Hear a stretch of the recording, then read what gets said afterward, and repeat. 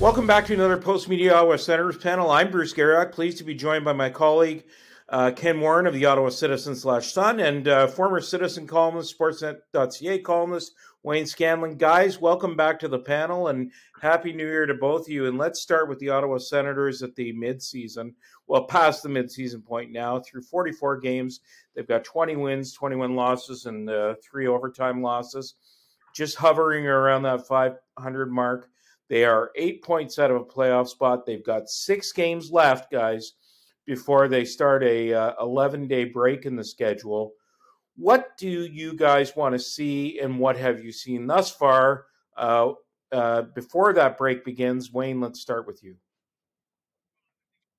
Well, I think we want to see more consistency, right, Bruce? The team that showed up against Pittsburgh, the team that beat Boston and beat Washington, that's the team you want to see. The team that makes plays, can score a bit 5-on-5, not relying entirely on the power play.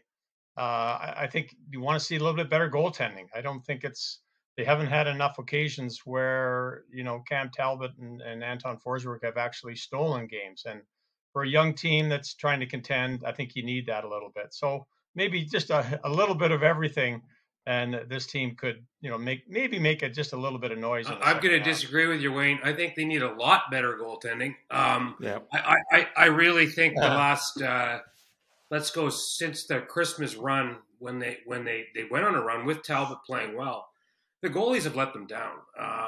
There's been some winnable games in there, and they've been out goaltended pretty much most nights. And when that power play went quiet for a little bit, and those things are cyclical, I get it. It's a good power play, but when they have some off nights, you need some goaltending to bail you out. And I really think it's let them down a lot.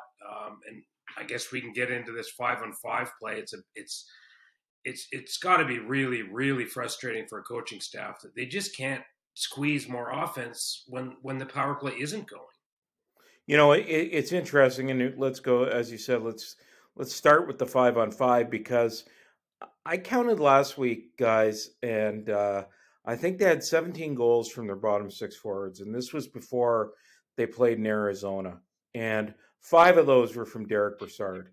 I checked in last week as well. They had 66 5-on-5 goals, third or fourth lowest in the league. You can't survive, Wayne, or pardon me, Kenny, you can't survive without getting, even strength offense.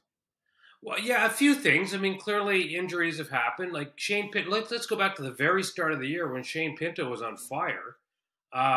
He was playing, he started the year as a third-line center, right? And he was on fire. He got a little less checking. He had fewer defensive responsibilities. He had a little more freedom.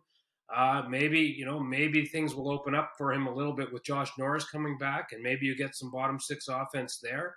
I'm not sure Tyler Mott was going to score a lot, but he might have chipped in a few more without injuries. And the other question, and we can get into the Matthew Joseph injury/inconsistency thing, that's what they're missing. I agree. I just think, I don't know if you're expecting Parker Kelly and Mark Kastelik to score a few more goals, but I don't think you're expecting them to light it up, right, in the bottom end of the roster. Yeah, Bruce, I agree that it's a lot to do with slotting.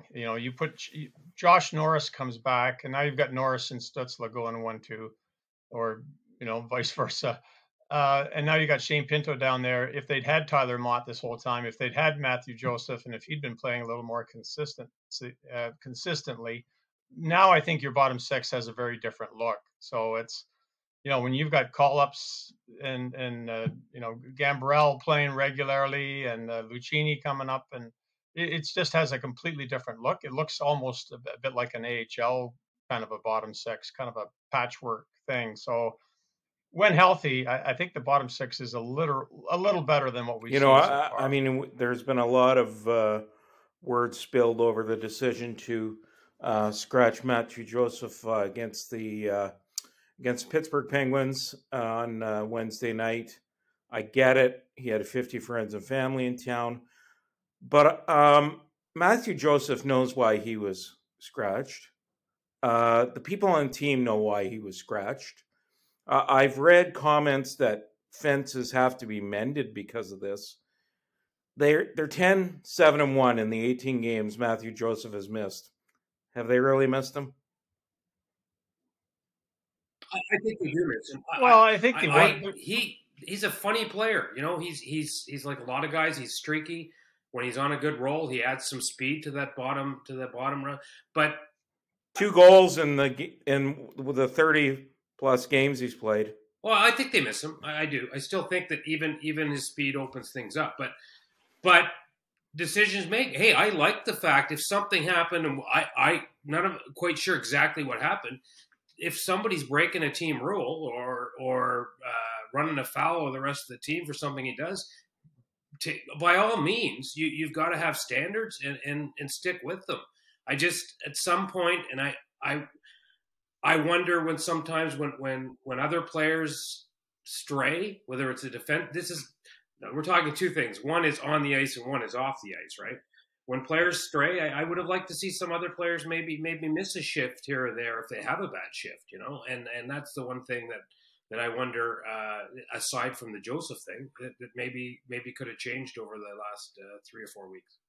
But this is interesting. Can you guys remember the last time a player was disciplined for something, you know, not related to his play on the ice? I mean, there's been healthy scratches, and the odd time a guy might miss a shift. Bobby Ryan, yeah.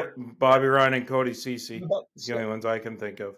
So that's going back a ways, right? Like this is very, very unusual. Whatever he did, DJ Smith didn't want to talk about it yesterday, didn't want to elaborate, but clearly there was something done here. As Ken said, a rule violated, and I think that sends a message to the rest of the team. And you know, Bruce, you talked about him. He's been underperforming. This is a guy. This was a high profile trade. Moving, you know, one of the most popular players they had in Nick Paul, they couldn't agree on a contract.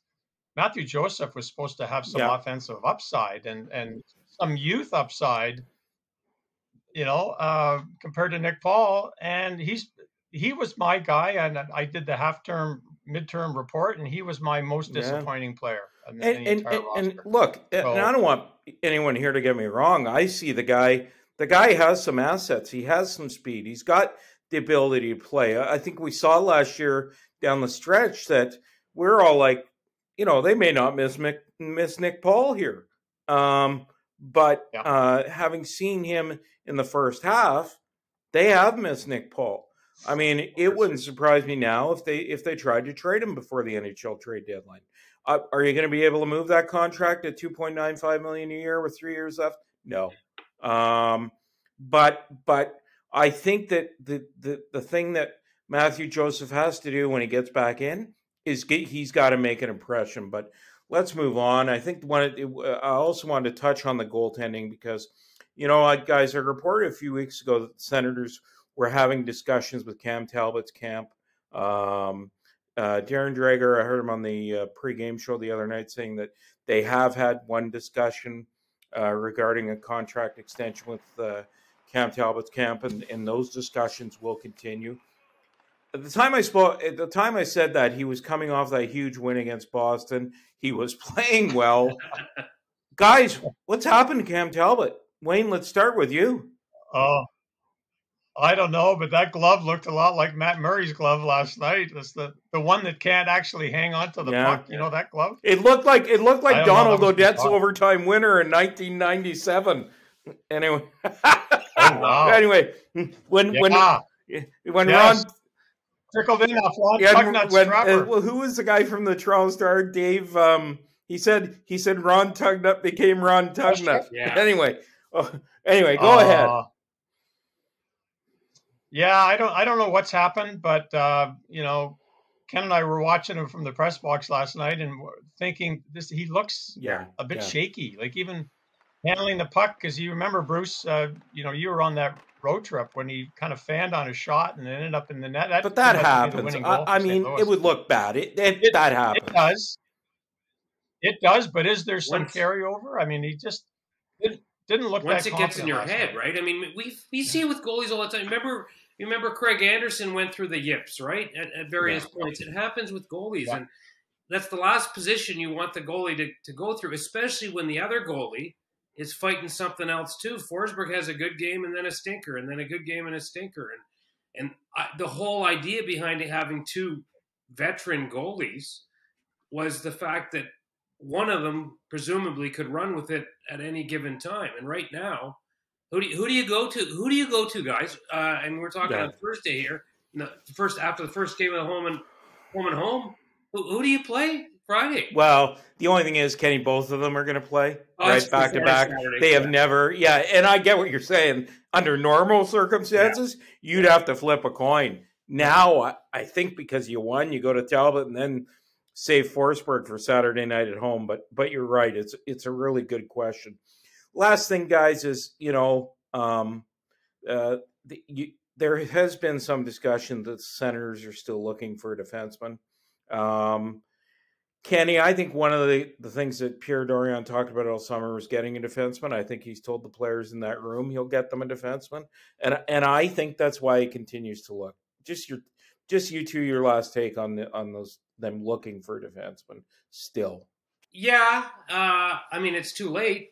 You're into mid-January and you needed a defenseman for 4 months, but I at some point here, and I know he talked in French the other day about depending on what happens here before the trade deadline, get it right, move. If they don't get any closer by the trade deadline, is it not time to see if Jacob Bernard-Docker can be an NHL defenseman? Like if you get into that mode where you say we're not making the playoffs, is the development of a young guy better than maybe bringing in a guy as a rental? That's the question I have. If not, if you move closer to 4 or 5 points, by all means try to go get somebody, because that make the difference in 2 or 3 wins to get you over the top. Wayne, let me just interject here for 1 second, because I do want to ask you one question before you answer on defense. Should they resign Hamonic for 1 more year? Holden is. I don't think Nick Holden's going to be back. Okay, but should they resign Travis Hamonic for 1 more year? Almost as a reward for what he's done with Jake Sanderson, and it's not that he's played out of his mind, but I think, and I know it meant a lot to Jake's father Jeff to have a veteran guy next to his rookie son playing all year. And however you want to judge Hamonic, Jake Sanderson has been a godsend and everything this franchise would have hoped for in a prospect. So, maybe you reward him and say, come back for 1 more year. We'll be back next week with another edition of the Post Media Ottawa Senators panel. Thanks to Wayne Scanlon of Sportsnet.ca and former Citizen columnist. And thanks to my colleague Ken Warren for joining us today. We'll be back next week.